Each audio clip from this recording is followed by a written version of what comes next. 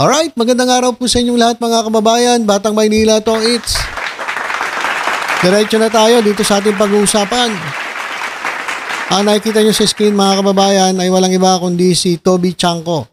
Si Toby Chanco po ang campaign manager ng Alyansa para sa Bagong Pilipinas ng Administrasyong Marcos. So, bilang campaign manager, nakasalalay sa iyo ang tagumpay o ang pagkabigo ng grupo na ikinakampanya mo. Ito nga pong Alyansa para sa Bagong Pilipinas. Ang nangyari mga kababayan, tapos na po ang eleksyon at kitang-kita natin na hindi po naging maganda ang performance ng Alyansa para sa Bagong Pilipinas. Marami nga po nagsabi na sablay. Kaya nga po ang nangyari, sinisisi po etong si Toby Chanco dahil po sa nangyaring kapalpakan. Dahil ikaw nga ang campaign manager eh. So bilang campaign manager, responsibilidad mo na ayusin lahat yan, smooth, walang magiging problema, lahat ng lugar sa bansa ay kinakailangan mo nga masigurado ang panalo ng grupong kinakampanya mo na Alyansa para sa Bagong Pilipinas. Pero mga kababayan, doon po sa Mindanao, hindi po maganda ang performance ng Alyansa. Ang sabi ni Toby Chanco, kaya daw natalo itong Alyansa sa Mindanao kasi nga yun po ay baluarte ng PDP laban o baluarte ng mga Duterte. Kaya hindi po sila doon nag-concentrate, which is mali. Di ba mga kababayan? Dapat kung saan ka mahina, doon ka nag-concentrate. Malakas ka na rito sa sabi mo malakas ka na rito sa Norte.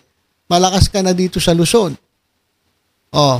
Dapat nag-concentrate ang inyong kampanya doon sa Visayas at Mindanao kasi doon kayo mahina.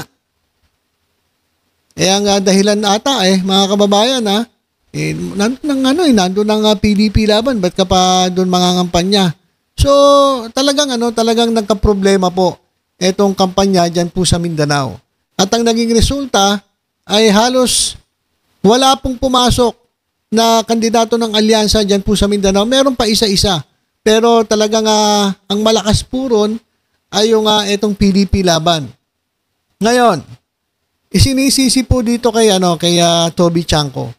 Kaya kung ano-ano na ang sinasabi ni Toby Chanco palusot para lang ma-divert etong pagsisisi sa kanya sa kapalpakan ng performance ng Alyansa para sa Bagong Pilipinas. Ito po, pakinggan natin si Toby Chanco. Yung impeachment kasi was beyond our control. No? Pwede namang hindi impeach nun eh. Tsaka it was a useless exercise. Kasi yun naman yung sinabi ko sa kanila kahit pirmahan nyo ngayon, Feb 5, ganun din. June 2 pa rin yan itatakal ng Senate. No? So ano nangyari doon? Di ba? Nagkaroon ng backlash naman talaga. Yung Hague, there are external factors beyond our control. So it is not an apples to apples comparison. No? Ang pag-usapan natin dito, yung totally within our control, yung impeachment. Kung hindi natin ginawa yun, hindi ganito kasama. Tsaka nagkaroon ng parang pattern. So parang sinasabi ni Toby Chanco na kaya daw hindi maganda performance ng Alyansa para sa Bagong Pilipinas ay dahil daw po dito sa isinulong nilang impeachment. Ayun pong ginagamit na dahilan ni Toby Chanco kaya nagkaleche-leche itong performance ng Alyansa. Isipin mo una, in-impeach, tapos pinadala sa Hague. So parang pinagplaplanuhan mo, diba? So, ayun pa. Yung pagkakadala kay former President Rodrigo Duterte sa The Hague, isa pa yon sa pinapalusot niya. Kaya hindi maganda performance ng Alyansa para sa Bagong Pilipinas. But kung wala yung impeachment, baka iba yung pananaw ng tao. Baka sabihin nila, sumunod lang talaga sa batas. Pero yung impeachment, iba ang tingin ng tao doon. Okay. So, ayun yun ang sinasabi ni Chanco. Kung wala daw impeachment at kung hindi nadala si dating Pangulong Rodrigo Duterte dyan po sa The Hague, malamang iba po ang naging resulta ng halalan. Ayun yung sinasabi ni Chanco. At meron pa siyang i-reveal dito mga kababayan. Ito yung matindi. Na para bang nilaglag niya itong kanyang mga kasamahan para lang mailigtas niya ang kanyang sarili dun sa kanyang kapalpakan. Kasi campaign manager ka eh. Diba bilang campaign manager, tatanggapin mo sa sarili mo yung responsibilidad ng kapalpakan nung naging resulta ng kampanya ng Alyansa. Diba? Hindi yung idedepensahan mo sarili mo, ituturo mo ibang tao ituturo mo yung ibang dahilan at ilalaglag mo yung iyong mga kasamahan. Ayan po yung ginagawa ngayon ni Toby Chanco. Given what you said, bakit kasi given what you said bakit nga bakit pinilit if you had these discussions within the administration noon, bakit pa ipinilit yung impeachment even despite your warnings sa kanila? Bakit pinilit yung impeachment? Hindi na ako sinama doon sa hindi na ako sinama doon sa huling usapan. Okay? Pero doon sa mga nangyari, may duda ako kung bakit pinilit yung impeachment. Can you share with us or would you keep that to yourselves muna? Alam mo, di ba galit na galit si Presidente doon sa budget, di ba? Okay. At hindi lahat because of the lack of time, hindi lahat ng items doon na-veto, di ba? Yes. Di ba yung unang usapan diyan is malaking amount yung i-veto, di ba? Yes. Later on, maliit na lang yung na-veto, like 20 billion yata. Okay. So, ang ginawa nun, nagkaroon ng conditional release, di ba? Yes. Okay. So, noong hindi mailabas yung conditional release, yun ang, sa tingin ko, nung time na yun ang iniisip kong nagtulak na ituloy yung impeachment para meron silang magamit at sabihin na kailangan natin ilabas yung conditional release kasi pumirma tong mga to. And later on, I was proven correct. Yun yung duda ko noong ginagawa nila yan. Okay? Because there is no reason sasabihin ba may clamor? There was no clamor. Ang sinabi nila, alam ko, ang sinabi nila kay Presidente was hindi nila mapigilan yung clamor. Pero, RG, common sense naman, sinong politiko ang gustong may kaaway ka at gusto mong awayin yung Vice President entering an election? Yes. Okay. So, sinasabi ni Chanco, walang clamor. Wala naman daw parang sigaw na naririnig na i-impeach si Sara Duterte. Kaya lang daw nila itinuloy ang impeachment dahil sa budget. Dahil kailangan nila ng budget. Ayun nga yung sinasabi ni Chanco. So, inilalaglag niya na ngayon itong kanyang mga kasamahan. Kasi nga, sinasabi niya na ang dahilan kaya pumalpak ito nga eleksyon with respect to the alyansa ay dahil nga sa impeachment. So, ito na, mga kababayan. Para lang mailigtas niya ang kanyang sarili sa kanyang kapalpakan bilang campaign manager, itinuturo niya na yung iba. Pinilit nyo kasi yung impeachment Pinilit nyo kasi kailangan nyo ng budget. Kailangan ma-release yung budget para sa inyo, para may magamit kayo. Ayun ngayon yung sinasabi ni Chanco. Na parang ngayon, parang ito, gagabitin ito ng kalaban para sabihin na yan, na talagang ang impeachment pera-pera lang. Na ang impeachment, pinilit ninyo para magkapera kayo. Edi patay na. Paano ngayon ipapaliwanag yan ni Pangulong Bongbong Marcos? Paano ipaliliwanag yan ng mga kaalyado ni Presidente? Paano ipaliliwanag yan ni Speaker Martin Romualdez? So mabigat itong sinasabi ni Toby Chanco, mga kababayan. Number one. Number two, lahat naman ng politiko ay humihingi ng suporta sa Iglesia ni Cristo. No, ang gustong mag-vote ng impeachment nung nag-rally na ang Iglesia ni Cristo supporting the call of the President na wag ituloy yung impeachment. Number three, yung Presidente ayaw niya talaga nung impeachment because on the day of the signing of the impeachment, I had a meeting with him na nagkataon, yun yung nagpipirmahan, natapos kami mag-meeting, tapos na yung pirmahan. He did not even talk to me about it. Hindi naman niya sinabi, bakit hindi ka pumirma? Hindi man niya sinabi na naka 215, hindi niya talaga pinag-usapan. Kung hindi ako pumirma at gusto niya, hindi dapat natanggal na ako, di ba? So, paano ko magsabi na yung conditional release ang naging motivation? Kasi, nung hino-hold na yung mga conditional release, kinausap ako ng dalawang tao ni Speaker. Okay? So, ine-request nila na ma-release yung mga conditional release. Sabi ko, hindi pwede. Sabi nila, yung mga yan pumirma sa impeachment. So, sabi ko, sino nag-authorize sa inyo ipangako yan? So, I cleared with the President. Sabi, sir, kasi ganito sinasabi nila pinangako daw nila yung conditional release. Sabi niya walang usapang ganyan. So very clear. Okay, talagang itinuloy nila to given kahit na alam nilang may potential effects doon sa election in terms of your slate. Bakit? Yes, because there was a bigger motivation. The budget that you were talking about. Yes, di ba? Okay, tignan muna natin, RG, kung saan ba tayo nagsimula maggulo-gulo dito. Di ba? Nagkagulo-gulo tayo dito nung pinilit nila yung budget na gusto nila. Di ba? So anong remedyo? Nag-veto. Hindi na-veto lahat. Ang sinabi, magkakaroon ng conditional release. O pagkatapos nagkaroon ng conditional release, hindi na problema ngayon. So paano gagawin? So anong ginawa nila? So, Ang masakit dito is nadamay yung mga congressmen.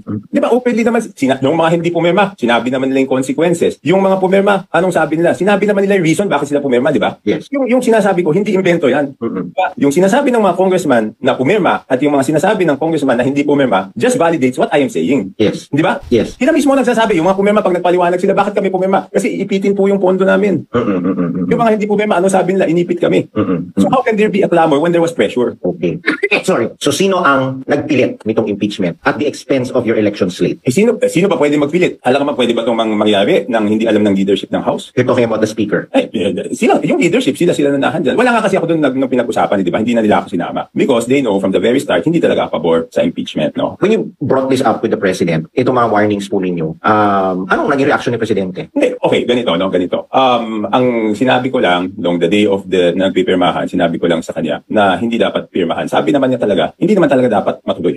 Sabi ko kasi, wag before elections, pag-isipan mabuti, because aside from the political consequences, there are many other consequences. Political is just one of the consequences, di ba? Like what? We've got ilang impeachment proceedings na, di ba? Madugo yan di ba? It's very divisive. Tapos sasabay sa election, di ba? So napag-usapan na lang namin yan later on when I was reporting to him na pine-pressure ako i-release yung mga conditional release kasi ipinangako daw. Sabi niya walang pangakong ganyan. That's why until now, nakahold talaga yung mga doubtful, yung mga projects na hindi natin sigurado.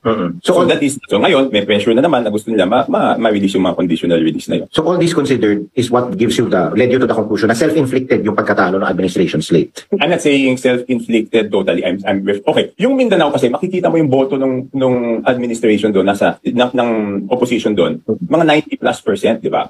Yung kunyari sina Bongo, sina Bato, ang tataas ng ano nila sa survey doon, di ba? At hindi na namin na bawi yun. So, tatanong, what was the adjustment I made? The adjustment I made was not to go to Mindanao. Yeah. Di ba tinatanong nyo lang ako lagi and At tingnan niyo mga kababayan, inamin niya mismo hindi siya pumunta sa Mindanao. Ba't hindi ka pumunta sa Mindanao? Parang mali. Dapat kung saan ka mahina, doon ka magko-concentrate. Malakas ka na rito Halimbawa, Manila, malakas ka na rito, but tama na isang beses, tapos doon ka na mag-concentrate. Oh, narinig nyo hindi siya pumunta sa Mindanao. Na dapat doon siya nag-concentrate. was avoiding that question. But that was the adjustment I made. Because why will we go to Mindanao, spend resources, spend time? Hindi na namin makumbinsi yung tao doon. So punta na lang kami doon sa lugar na may makumbinsi kami. Number two, if we go there as an alyansa, instead na makasingit-singit yung mga kandidato namin as an individual, pag sinabing alyansa, ayaw namin dyan. So ang ginawa, sumingit-singit yung kandidato, baka pagbigyan sila kung isa-isa sila. So those were the adjustments made.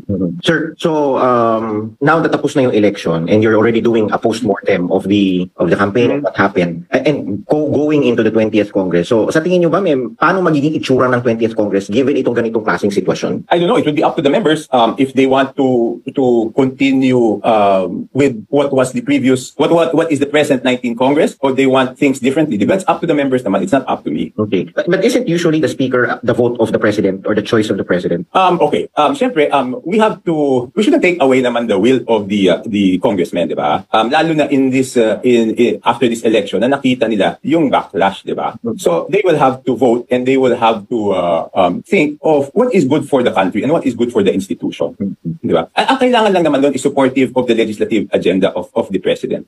Okay, so yan po yung nakarevelasyon ni Toby Chanco. Narinig naman natin di ba? So nag-react po dyan si Pebbles Talakera. Ito mga kababayan yung reaksyon ni Pebbles Talakera. I-highlight ko para yan makita din niyo yung binabasa natin. Dinadivert ni Toby Chanco ang issue sa impeachment ni Sara kasi he couldn't explain why the alyansa failed. Pangalawa, may ambisyon siya maging House Speaker. At kung hindi man siya maging Speaker, ang pangatlo, he wants to be a pro-chair and wants some leverage. Hindi mo pwede idahilan na we don't need to bring alyansa in Mindanao because alam naman natin na PDP laban ng Mindanao. Sabi yan ni Toby. Kesyo sayang daw ang budget, blah, blah, blah.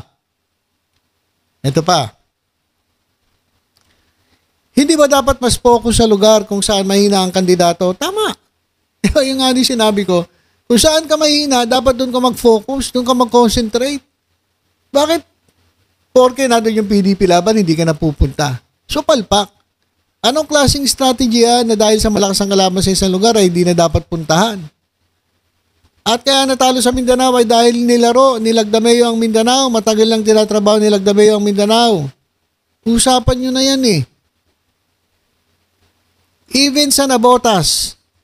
Ayan mismo, yung baluarte ni Chanco. Taga Nabotas yan eh. Kung saan ikaw ang nanalong congressman, only 6 alyansa candidates made it to the top 12. Hindi ba dapat solid alyansa? Kasi teritoryo mo yan? Meron pang ang balita mga kababayan eh. Meron pang mga senators na hindi alyansa na ikinakampanya dyan po sa Nabotas. Ayan, may narinig tayong marites dyan.